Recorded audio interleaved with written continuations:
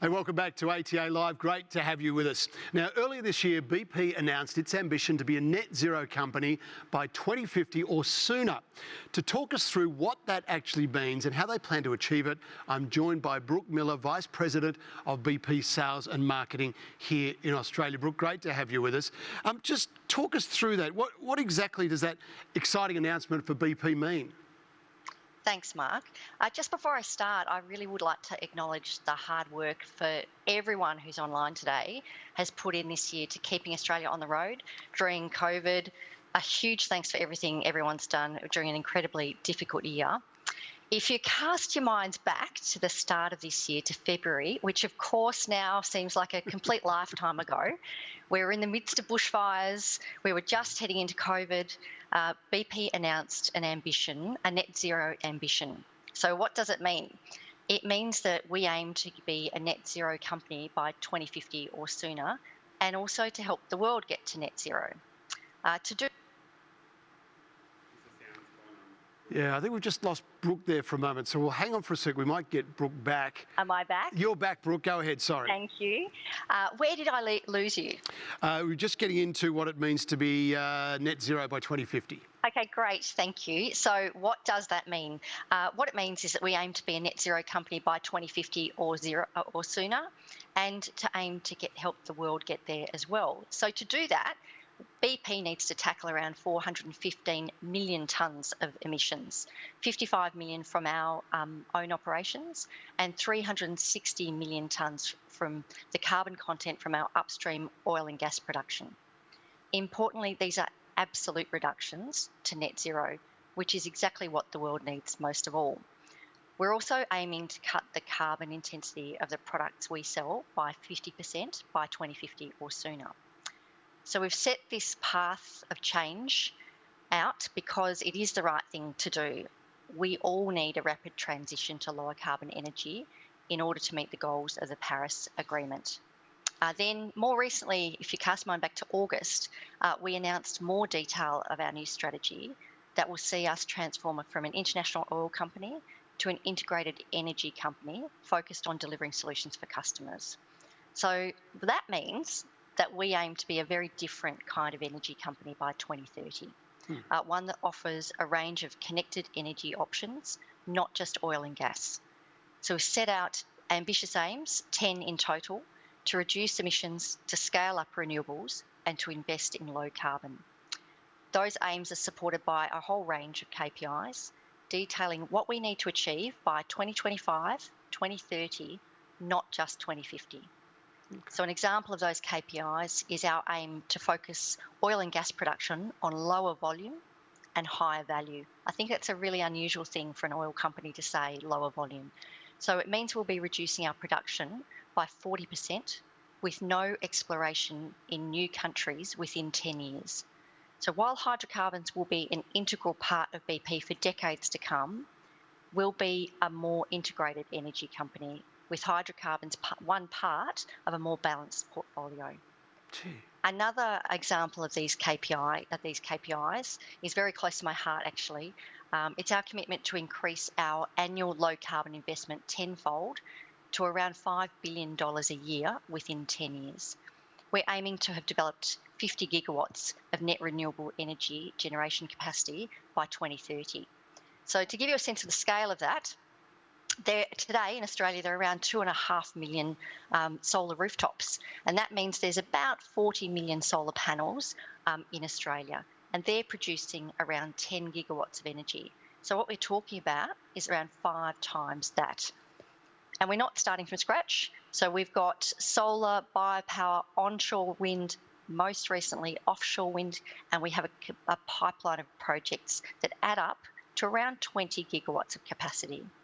So this net zero ambition, it's both an opportunity and an enormous challenge. And as you know, talk is cheap, so we're really focused on delivery. Okay. Thanks, Mark. Brooke, it's quite amazing what you're undertaking. I mean, this is a massive change, and as you say, for an energy company, it's quite extraordinary. Well, what does it mean to the team on the ground here in Australia? How will things be different, and how much of a big project is this to try and get your head around and tackle? A great question, Mark. This year, BP is celebrating 101 years of operations in Australia, and I think it's fair to say we've all seen just such enormous change. So over those last 101 years, we've worked with Australian governments, with communities, and with industry partners. So we're very excited about this opportunity to reimagine energy in Australia. And so what does that mean? Really, that's about co-creation. We know that there isn't one single easy solution to decarbonise, and we also know that we're going to need to evaluate and seek opportunities to deliver new low carbon energy solutions in this market. So the challenge to get to net zero, it's held by many companies, many countries, many communities, and also many of our customers who are part of the ATA. We're hearing from customers that they really want new integrated solutions that give them firm, cheap and cleaner energy.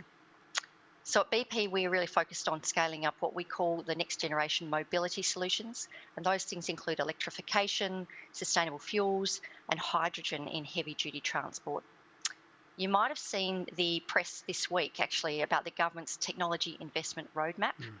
Hydrogen has been identified as one of the 5 priority low emissions technologies. It's forecast to play a really key role in decarbonisation in long-haul heavy-duty transportation, and we do have plans to scale up hydrogen refuelling stations. I think we've got a really well-placed truck stop network to do that. We're aiming to build positions in both blue and green hydrogen in the US, the UK, Europe, China, and of course Australia. And we're focusing on industries like power and heavy-duty transport.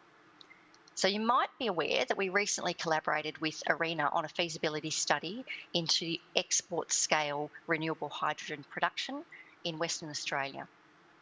The study was based in WA, in part due to WA's really vast solar and wind resources. It also has great existing port facilities and proximity to large long-term markets for green hydrogen. Although it's not right around the corner, we are intrigued and committed around hydrogen for long-distance fuels. I think another exciting part of our strategy is that BP will be working with cities and with industries to accelerate their sustainability goals. So we're intending to work with 10 to 15 cities. Houston and Aberdeen have already been announced, but watch this space.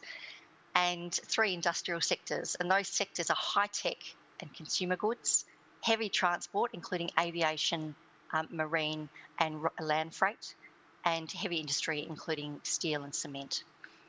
So to do this, we've developed a new team inside BP called Region Cities and Solutions, and we see lots of opportunity for collaboration locally. Good stuff. As you know, some of our largest suppliers of diesel we're a supplier of a large supplier to diesel in the mining industry and jet to aviation, not that people are flying anywhere just at the moment. And our biggest customers, people like BHP, Rio, FMG, Qantas, they all have net zero ambitions. And I'm betting that a lot of people listening to this call, they have their own sustainability or net zero ambitions as well. So if you are up for working together, so are we. We do not have all the answers, but we do believe we've got a lot to offer. We're very keen to partner and collaborate and to see what's really possible in Australia over the next days, weeks and years. Thanks, Mark. Brooke, that's very, very exciting. Thank you very much and good luck. It is a mammoth project to tackle, but it just sounds very exciting. And as you say, it's what people want. So all the very best with it. I look forward to seeing what happens over the next few years. Thanks for your time, Brooke. Thanks, Mark. Take care, everyone.